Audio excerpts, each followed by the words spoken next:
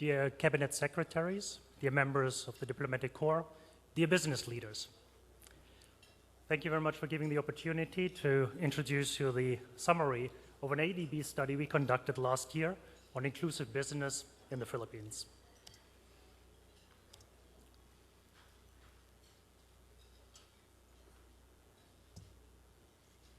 So when I opened the page last week on the Philippine Star, I saw two headlines which don't really make sense.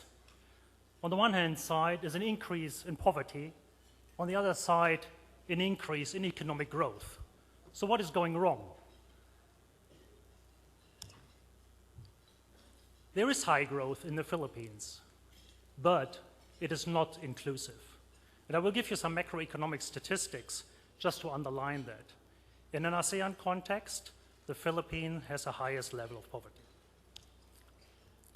There is high growth, and there has been high growth, but no poverty reduction, even an increase in poverty in the last years.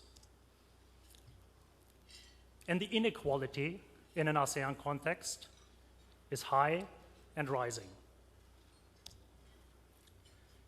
Unemployment and underemployment also, despite high growth, is stable or even increasing. So what can the private sector do to make this country more inclusive? Providing decent jobs and goods and services that are relevant, affordable, and accessible for the poor. The Philippines, and this has been proven by our study, the Philippine businesses have a very strong social consciousness. Those numbers are impressive. However, as a business, as an inclusive business, we found the situation rather weak. So what is this inclusive business? I think the core of the definition is in the very first sentence. It is a core business activity. It is not a sideline, it is not CSR, that integrates a low-income segment, the base of the pyramid, in its value chain. And how can you become an inclusive business? You can either start up a social enterprise and scale it up, or you are a mainstream business and you start including those segments in your value chain and you become inclusive. So this one is a more complex study done by my colleague in ADB that sort of distinguishes clearly. You will get a handout later on, I think, or you can ask for the study to get the details of that. But you find very clear parameters here that distinguishes between NGOs, CSRs, social enterprises, inclusive businesses, and mainstream businesses. So we looked then, but in the study more, why should the private sector engage in IB? Isn't it the job of the government? Isn't it the job of foreign donors to take care of the poor? What we have seen, the companies that do engage the base of the pyramid, they have very strong business reasons. And I think this is very, very important. It's a business proposition. It increases growth, it localizes supply chain, and it strengthens the reputation and the brand.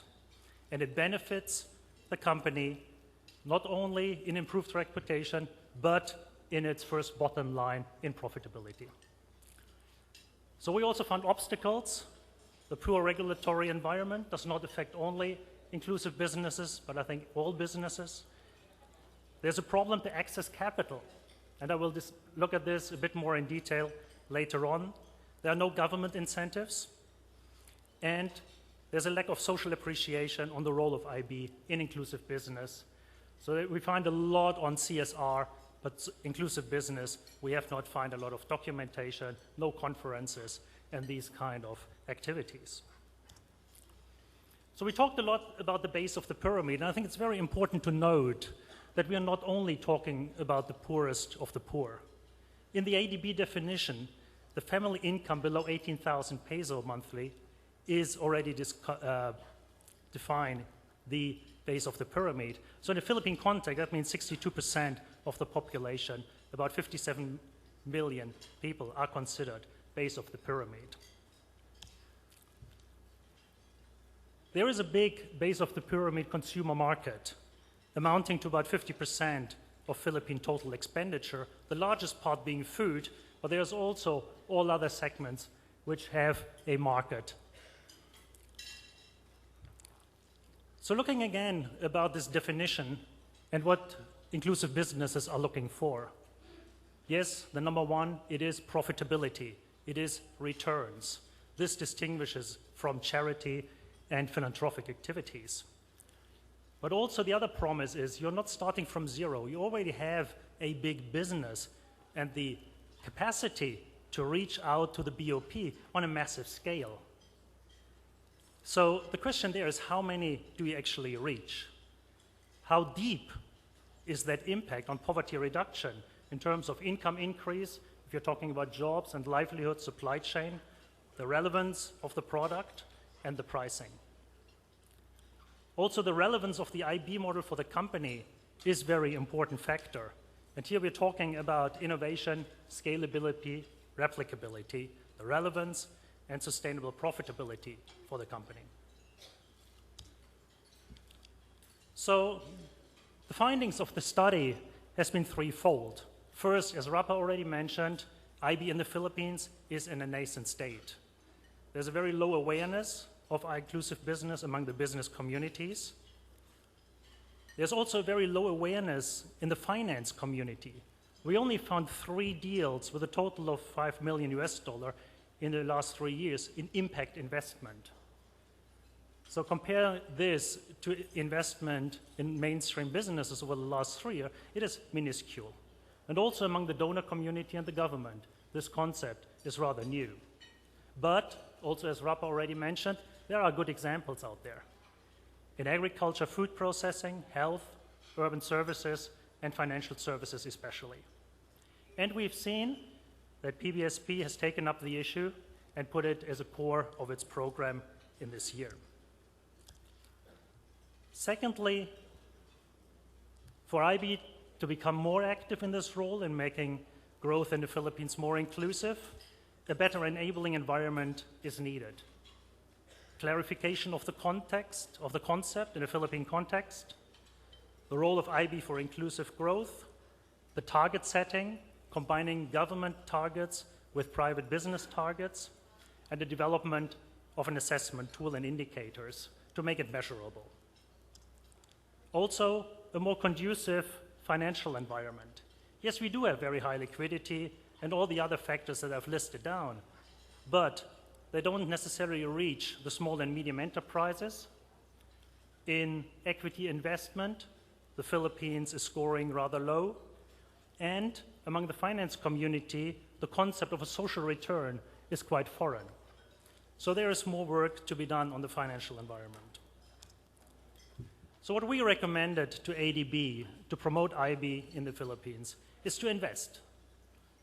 And the kind of investments we have found are in the range of $500,000 to $10 million per deal. Mostly debt was looked for, to a lesser extent equity and credit guarantees. We also recommended to ADB to set up investment facilities, either as direct investments, the establishment of an inclusive business fund on a Philippine or Southeast Asian regional focus, or as a guarantee facility with government and corporate foundations. We also recommended to build this enabling environment to set up a technical assistance facility. So for the companies, that would mean support to develop business models, upscaling capacity development and impact assessment, support to the government to develop target setting, impact assessment, and capacity building, and to PBSP to raising awareness and building the IB ecosystem. So I'm very happy that ADB has taken up the last recommendation so quickly. So this is the reason why we are all here today. And I'm very grateful that I have been able to give you this insight and to give you this address, to put it into a context. What we are talking about, are we ready for inclusive growth? And I hope very much at the end of this forum we can answer that question with a resounding yes. Thank you very much.